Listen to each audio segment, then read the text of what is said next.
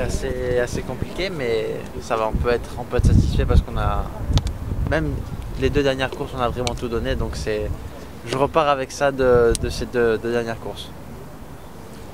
Un peu frustré quand même, vu la performance de la moto, on a pu voir nous à la télé. Bon, ben, malheureusement, oui, c'est dur de partir en course en sachant qu'on va pas se battre pour la victoire et on sait pourquoi on peut pas se battre pour la victoire. Donc maintenant, on va pas dire que je me suis habitué, mais on sait qu'il y a des circuits où vraiment on a des difficultés et que voilà, on est parti en course avec ce qu'on avait et j'ai donné mon maximum du début jusqu'à la fin. Et ça s'est vu que je me suis battu jusqu'au dernier tour pour essayer de doubler marque. Malheureusement, j'ai pas réussi, mais après, ça va, ça s'est bien passé. Vous allez être mieux sur les prochains circuits, tu penses? Le Portugal, c'est un circuit qu'on a été très rapide l'année dernière. Malheureusement, c'est un petit peu comme pas mal de circuits. Si on part devant, c'est bien, mais si on est en groupe, on n'arrive pas à faire notre style de pilotage et on ne peut pas être performant. Jerez, c'est un circuit qu'on sera performant. Le Grand Prix de France aussi. Maintenant, il va falloir vraiment faire attention à ne pas perdre d'opportunités. Essayer de marquer le plus grand nombre de points dans les courses où on sait voilà, où on sait que ça va être très important. Ce Grand Prix de France, comment tu le vois? On verra bien, en tout cas c'est sûr que ça va faire du bien de voir le public, ça va faire du bien voilà, de passer un peu de temps avec les fans. Donc c'est sûr qu'il y a de la motivation et du stress, mais on verra si la motivation passe devant. Justement, une pression supplémentaire puisque tu es champion du monde en titre? Non, pas de pression supplémentaire parce qu'on a eu ce titre l'année dernière. Ce titre c'est l'année dernière, cette année c'est une nouvelle saison. On voit bien que dans pratiquement toutes les marques ont énormément évolué et pour moi c'est une nouvelle année, donc le titre c'est du passé, il faut penser au présent et à faire du mieux à chaque course. C'est une nouvelle année, mais tu arrives quand même en France avec un titre de champion du monde. Au niveau du public, forcément ça va changer quelque chose.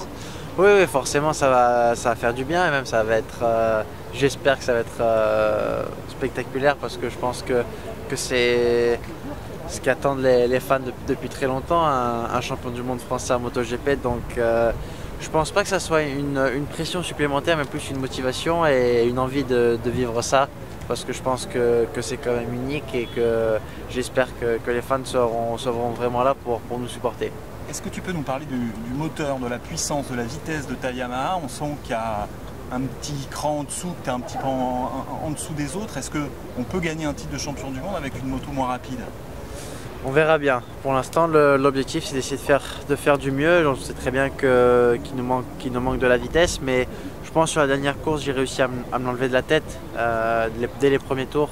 Je savais que malheureusement le moteur, ça n'allait pas nous aider, mais pour l'instant, c'est vrai qu'on a été vraiment que dans des circuits avec beaucoup de lignes droites, à part en Indonésie. Voilà, on a fait la pole sur le sec, on avait le rythme pour gagner. Donc j'ai hâte de voir sur les circuits qui a un petit peu moins de lignes droites, essayer de marquer le maximum de points et limiter la casse sur les circuits comme Austin le week-end dernier. Est-ce qu'il y a moyen de faire évoluer ce moteur tout au long de la saison? Vous n'avez pas le droit de l'ouvrir, de modifier des choses en profondeur, mais est-ce qu'il y a moyen de progresser un peu là-dessus? J'espère qu'on pourra progresser parce que voilà, la différence est énorme et je pense que c'est pas facile vraiment. Quand on roule, on va dire tout seul et qu'on arrive à faire son rythme, c'est, on va dire, faisable plus ou moins.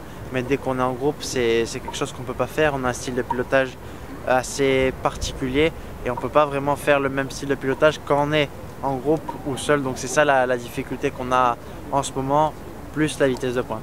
Justement, le Grand Prix de France, ça se prépare autrement? Explique-nous un petit peu comment tu le prépares. Non, ça se prépare de la même façon justement. Faut penser à rien d'autre. C'est pour moi un Grand Prix très spécial, passer le Grand Prix de France, mais il faut le prendre comme un Grand Prix normal et je pense que si on le prépare d'une façon différente, c'est là où la pression vient. Justement, quelle portion du circuit du monde t'affectionne le plus? Surtout le dernier secteur, c'est un secteur que j'apprécie énormément. Premier secteur et dernier secteur, c'est des secteurs que j'aime bien. Bien sûr, des secteurs où il y a énormément de virages, je pense que c'est pour ça que j'aime ça. Donc c'est un circuit que j'appréciais pas vraiment quand j'étais dans les catégories Moto 3 et Moto 2, mais sur une Moto GP, c'est totalement différent et j'arrive à apprécier le circuit d'une façon que je ne le faisais pas les années précédentes.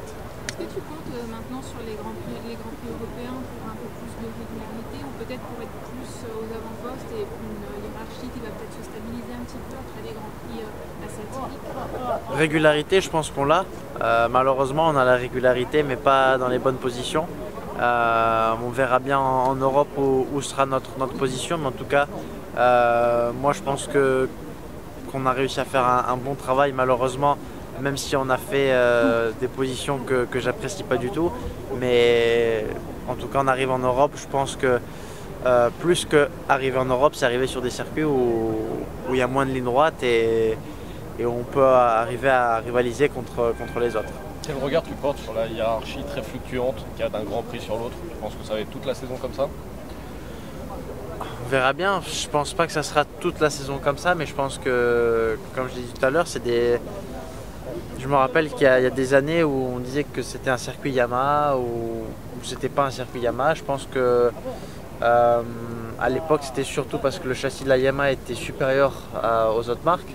Mais maintenant, le châssis Yamaha n'est plus supérieur aux autres marques, c'est juste qu'on est vraiment inférieur niveau moteur. Donc maintenant, on peut dire qu'il y a des circuits Yamaha parce qu'il faut que ce soit des circuits où il y a le moins de lignes droites possible.